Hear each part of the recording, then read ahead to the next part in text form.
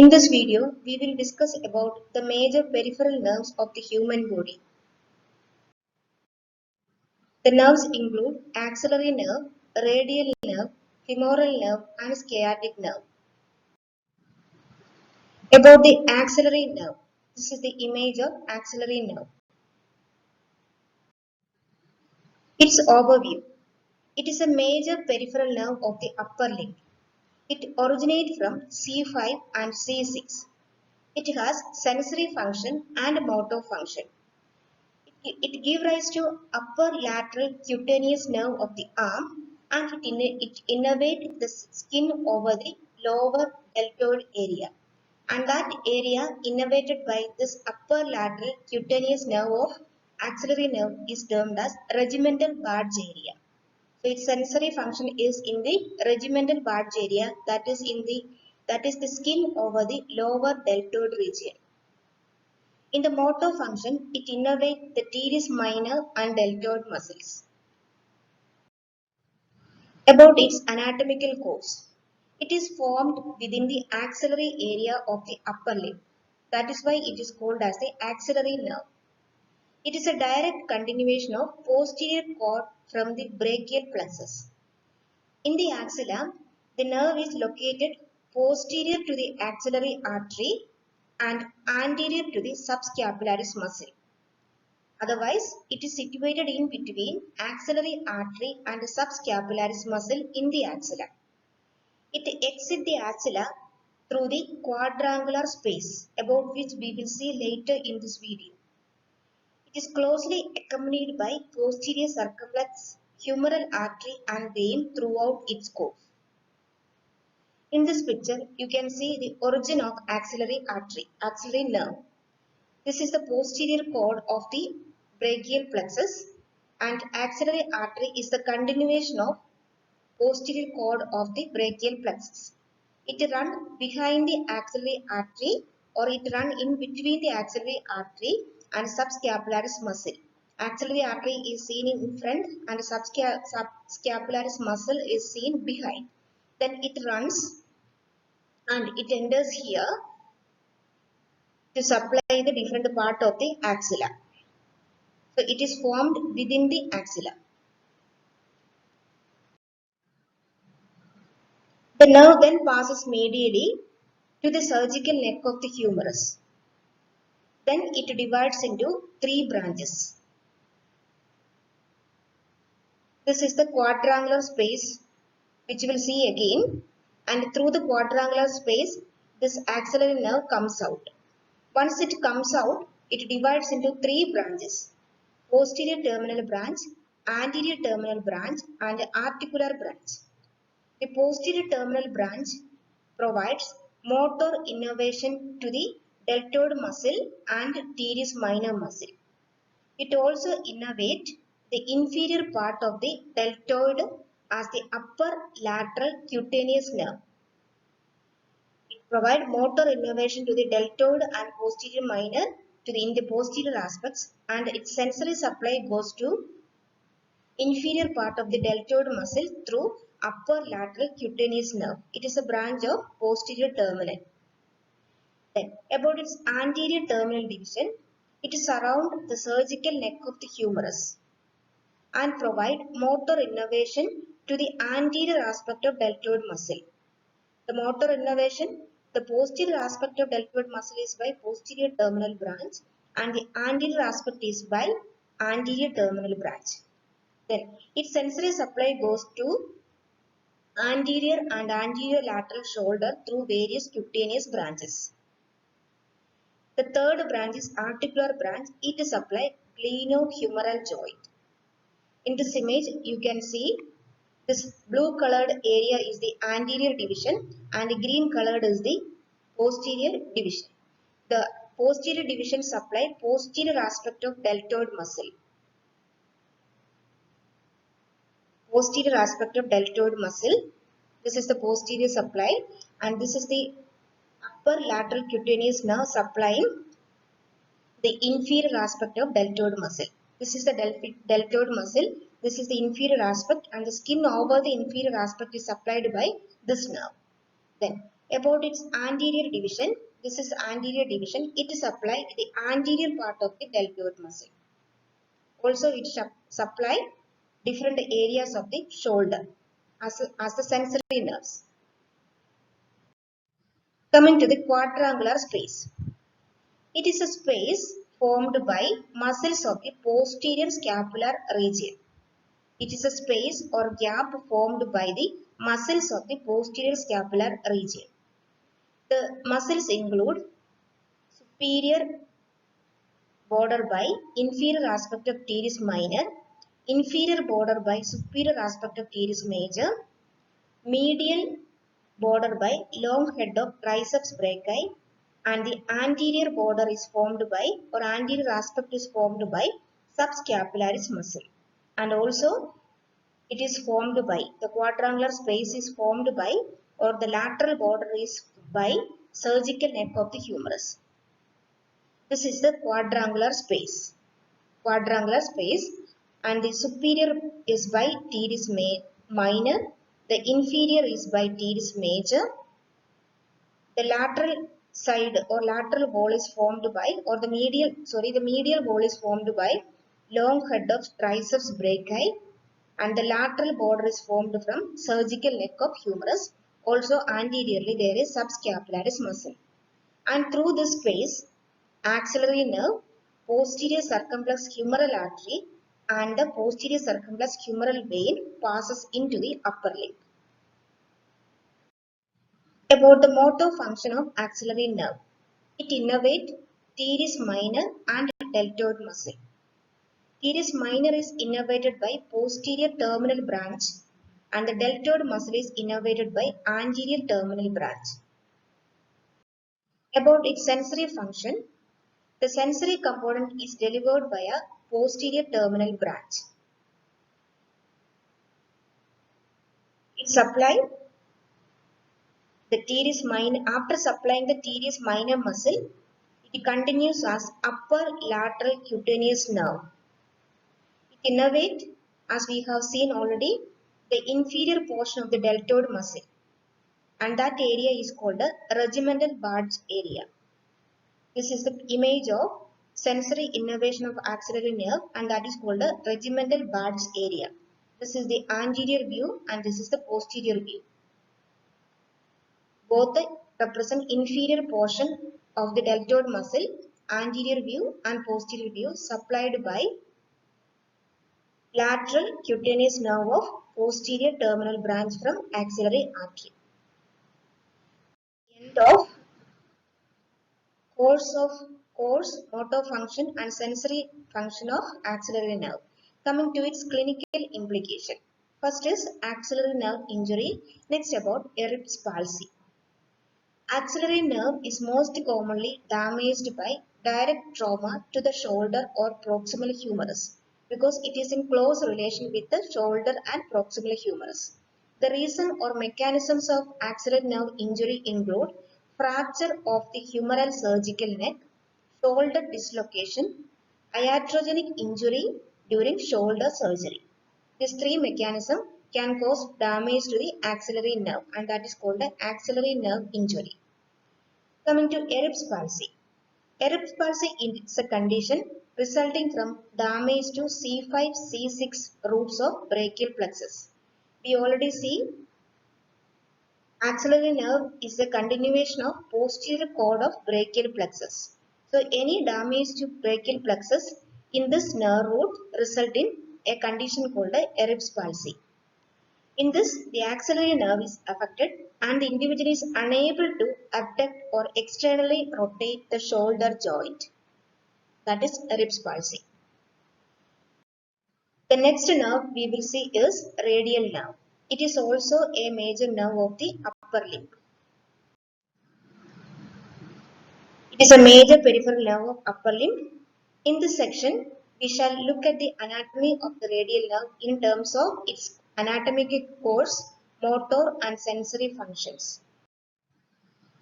It originates from the nerve root C5 and T1. In the sensory function, it innervates the most of the skin of the posterior forearm, the lateral aspect of the dorsum of the hand, and the dorsal surface of the 3.5 digits. Sensory supply goes to posterior forearm, lateral aspect of dorsum of the hand, and dorsal surface of the lateral 3.5 digits. Its motor supply goes to triceps brachii and extensor muscles of the forearm. About its anatomical course. It is the terminal continuation of posterior cord of brachial plexus. It is the continuation of posterior cord of brachial plexus. It is formed from nerve root C5 to T1. Here you can see this is entire thing is the brachial plexus formed from C5 to T1. It has lateral cord, posterior cord and medial cord. Lateral cord, axillary nerve is a branch of lateral cord and the posterior cord continues as the radial nerve. The nerve arises in the axillary region. It is situated posteriorly to the axillary artery, or axillary artery sits in front of the radial nerve. It exits the axilla through a space called a triangular interval and supply branches to long and lateral head of triceps brachii. This is the space called a triangular interval. Triangular interval formed by long head of triceps, lateral head of triceps and teres major muscle, through which the radial nerve emerges from the axilla. Then, after emerging through the triangular interval, it supplies lateral head of triceps that is here and a long head of triceps that is here. The radial nerve then descends down the arm, traveling in a shallow depression within the humerus, and that is known as radial groove. It descends down in the arm and traveling through a depression in the humerus, and that is called a radial groove. Then it goes to the posterior side of the arm. As it descends, the radial nerve wraps around the humerus laterally. As it descends through the radial groove in the humerus, it wraps around the humerus laterally. Then it is accompanied by deep branch of brachial artery. It enters the forearm then. Here it is the posterior aspect of the arm. Then it enters the forearm through the cubital fossa. In the cubital fossa, it divides into two branches. Deep branch which is motor and superficial branch which is sensory. About its motor function, its deep branch is motor and superficial branch is sensory. So about the motor functions of the deep branch, it innervates the muscles located in the posterior arm and posterior forearm. It innervates the muscles of the posterior arm and posterior forearm. In the posterior compartment or the muscles of the posterior arm include triceps muscle. Then, in the posterior compartment of forearm, it includes extensors of the forearm. The various muscles are here: brachioradialis, supinator, extensor carpi radialis longus and brevis, extensor carpi ulnaris, and various extensors of the thumb and fingers, and adductor pollicis longus muscle. All these muscles are together called the extensors of the forearm. These extensors and triceps muscles are supplied by radial nerve, by the deep branch. Coming to the sensory function. There are four branches of the radial nerve that provide cutaneous innervation to the skin of upper lip. Three of these branches arise in the upper arm. The four branches include: the four branches of radial nerve give sensory innervation to the entire upper arm. The four branches are lower lateral cutaneous nerve, posterior cutaneous nerve of forearm, and the fourth branch is the superficial branch which is called a dorsal radial sensory nerve. So there are, in the upper arm, there are two cutaneous nerve, lower lateral and posterior. In the forearm also there are two cutaneous nerve, posterior cutaneous and a dorsal radial sensory nerve. The lower lateral cutaneous nerve of the arm innervate the lateral aspect of the arm inferior to the insertion of deltoid muscle. Here you can see this is the deltoid muscle. Inferior to that, the lateral portions are supplied by lower cutaneous nerve. The posterior cutaneous nerve of the arm innervate the posterior aspect of the or posterior surface of the arm. Coming to the forearm branches, the posterior cutaneous nerve of forearm supply a strip of skin in the middle of the posterior forearm. This is the strip of skin in the middle of the posterior forearm that is supplied by this nerve. Coming to the dorsal sensory nerve, it supplies the dorsal surface of the lateral 3.5 digit. These are the 3.5 digits. The dorsal surface is supplied by dorsal sensory nerve. About the clinical implication of radial nerve. The radial nerve can easily get damaged by injury. The injury to radial nerve can be categorized into 4 groups depending on where the damage has occurred. First, in the axilla. The radial nerve can be damaged in the axillary region by dislocation of shoulder joint or a fracture of proximal femoris. In the radial groove, it can be damaged by fracture of humeral shaft. In the forearm, it can be damaged by fracture of radial head or posterior dislocation of radius. And lastly, a condition called a wrist drop. It is a condition in which the wrist and the fingers cannot be extended and it remains partially flexed. In this image, you can see wrist drop. The wrist remains partially flexed and the patient cannot extend the wrist joint. This is as a result of radial nerve palsy. These are the 4 clinical conditions caused by radial nerve palsy. That was about radial nerve. We have seen so far axillary nerve and radial nerve, 2 major nerves of the upper limb. Now we will come to the major nerves of lower limb. One is femoral nerve. This is the image of femoral nerve in the femoral triangle along with the femoral artery and femoral vein. So these 2 major vessels lie in close proximity to the femoral nerve. It is one of the major peripheral nerves of upper limb. In this section, we shall see the anatomy of femoral nerve in terms of its anatomical course, functions and clinical correlation. It arises from nerve root L2, L4. In motor function, it innervates the anterior thigh muscles that flex the hip joint. There are various muscles that flex the hip joint and extend the knee. It innervates the anterior thigh muscle that flex the hip joint and extend the knee. These are the muscles that help in extension of the knee. The sensory function, it supplies cutaneous branches to the anterior medial thigh and the medial side of the leg.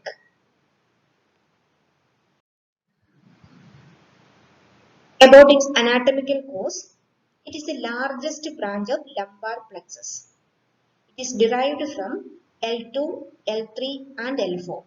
Here you can see this is the lumbar plexus T12 to L5 and this is the largest branch of lumbar plexus formed from L2, L3 and L4.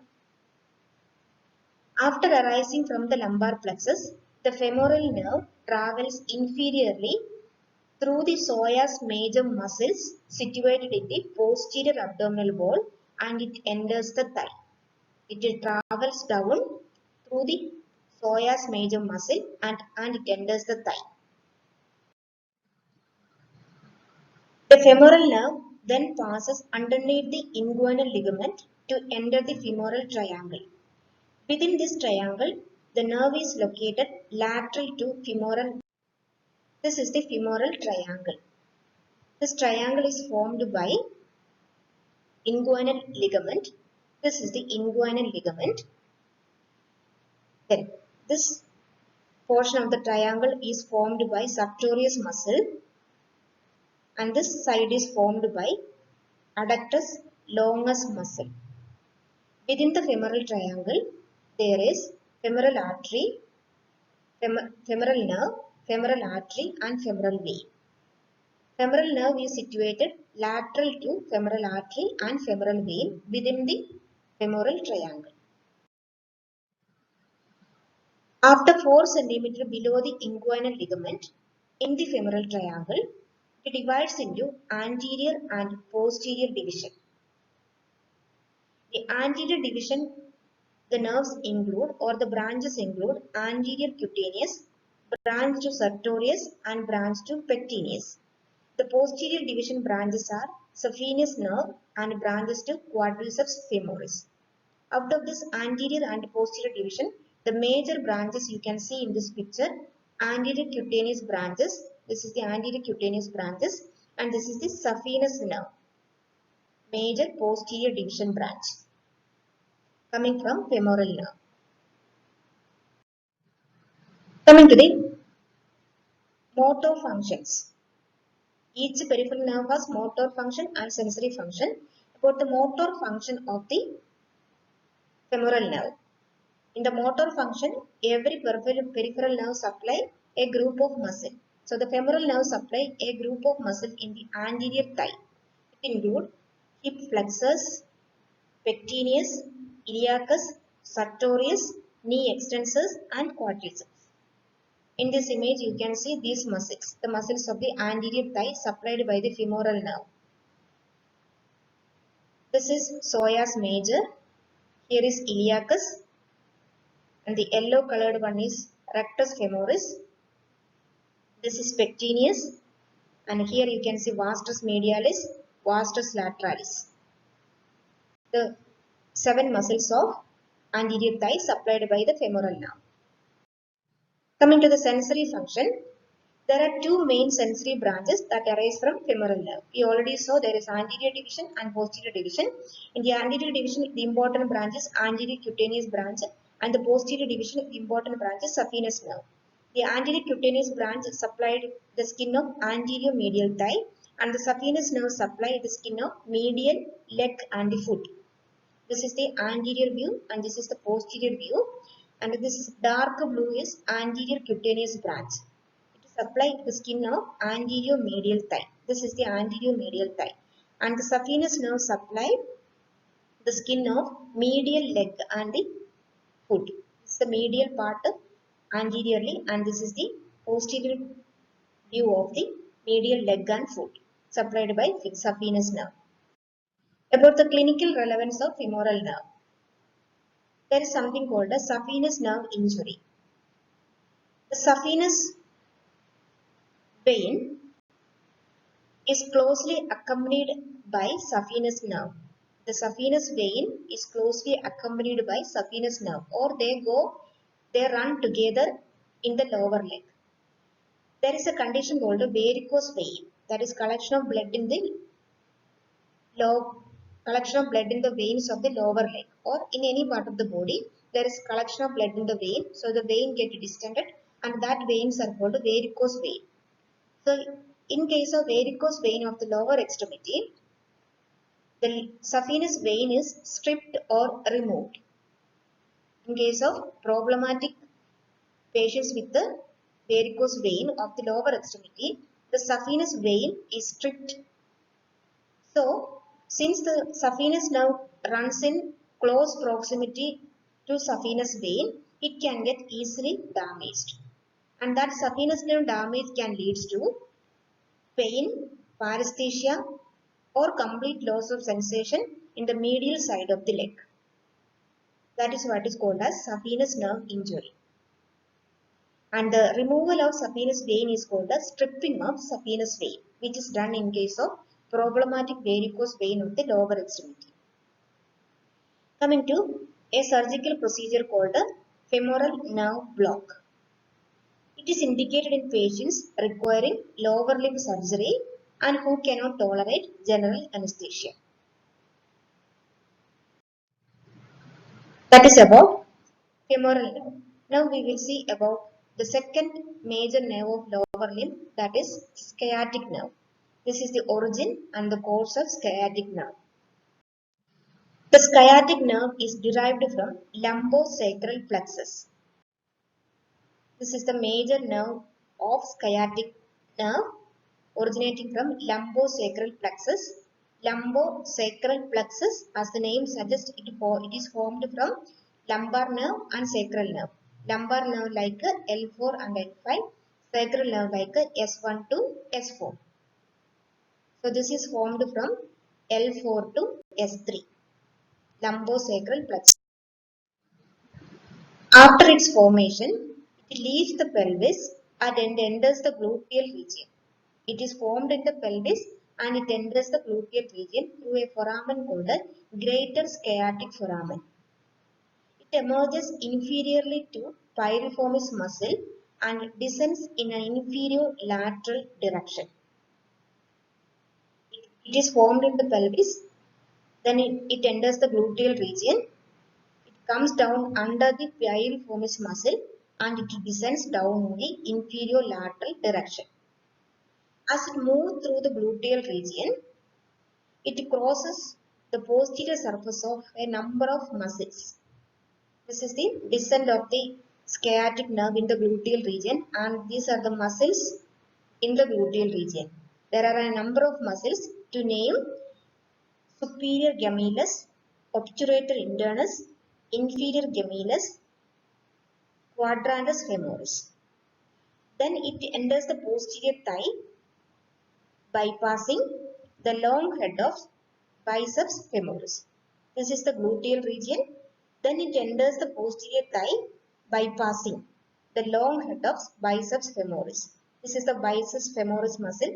This is its long head. So under the long head of biceps femoris, it enters the posterior region until the apex of the popliteal fossa in the posterior part of the thigh. Here, in the popliteal fossa, at its apex, it divides into two major branches, tibial nerve and common fibular nerve. Its motor function: it innervates the muscles of the posterior compartment of the thigh and the hamstring portion of the adductor magnus. The femoral nerve supply the anterior compartment of the thigh. The muscles in the anterior compartment of the thigh or the anterior muscles of the thigh. The sciatic nerve supply posterior muscles of the thigh. It also indirectly innervates several other muscles via its two branches, tibial branch and common fibular branch. The tibial branch supply the muscles of the posterior leg, that is the calf muscle, and the common fibular nerve supply the muscles of the anterior leg, lateral leg and foot muscles, majority of foot muscles. In total, the sciatic nerve supply the muscles of posterior thigh, entire leg and the entire foot. In short, this you remember, the muscles supplied by sciatic nerve include posterior thigh muscle, the entire leg and the foot muscles. About its sensory function, there is no direct sensory innervation. Indirectly, it has sensory innervation through its terminal branches, namely tibial nerve and common fibular nerve.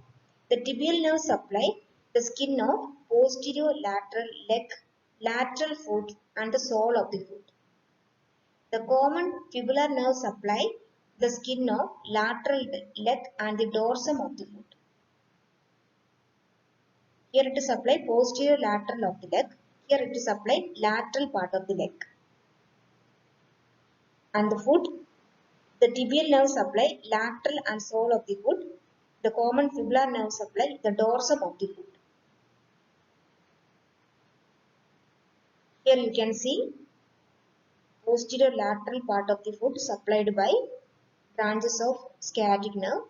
This is the posterior part of the foot, leg and the sole supplied by branches of sciatic nerve. These are the branches of tibial nerve and the fibular nerve. Sural nerve, it is from combination of fibular and tibial nerve. Then deep fibular nerve, purely a branch of fibular nerve. Then superficial fibular nerve, another branch of common fibular nerve. The common fibular nerve divides again into deep fibular and superficial fibular, supplying different parts of the lower leg and the foot. Then the tibial branch, medial calcaneal branches is a direct branch of tibial nerve, and another branch of tibial nerve and the fibular nerve in combination is called the sural nerves. About the clinical relevance of sciatic nerve, that is in terms of intramuscular injection. The anatomical course of the sciatic nerve must be considered while administering intramuscular injection into the gluteal region. This region should be divided into quadrants using two lines marked by bony landmark, namely iliac crest and ischial tuberosity.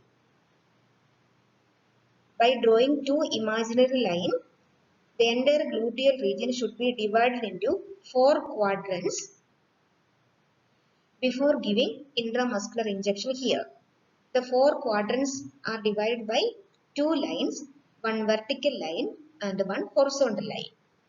The vertical line extends from the highest point of iliac crest. This is the iliac crest. This is the highest point of iliac crest that is drawn downward like this. This is the imaginary line. Then another horizontal line you have to draw by joining the ischial tuberosity together. This is the ischial tuberosity on both sides. You have to draw an imaginary line like this. By drawing these lines, you can divide the gluteal region of a side into four quadrants. These are the upper quadrants and these are the lower quadrants. The upper quadrants are upper lateral and upper medial. Lower quadrants are lower lateral and lower medial. The sciatic nerve passes through the lower compartment or lower quadrants through the medial lower quadrant and the lateral lower quadrant. So the safest place to give injection is upper lateral quadrant.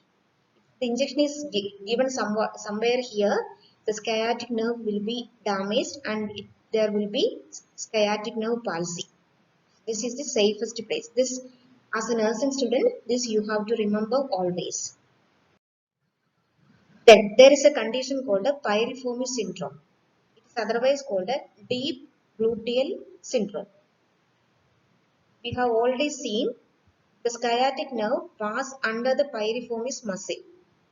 Then any compression of the sciatic nerve by this muscle, by the piriformis muscle, is called the piriformis syndrome. About its overview, since it is an important major nerve of lower extremity, about its overview, it is formed from lumbosacral plexus L4 to S3. It has motor function and sensory function.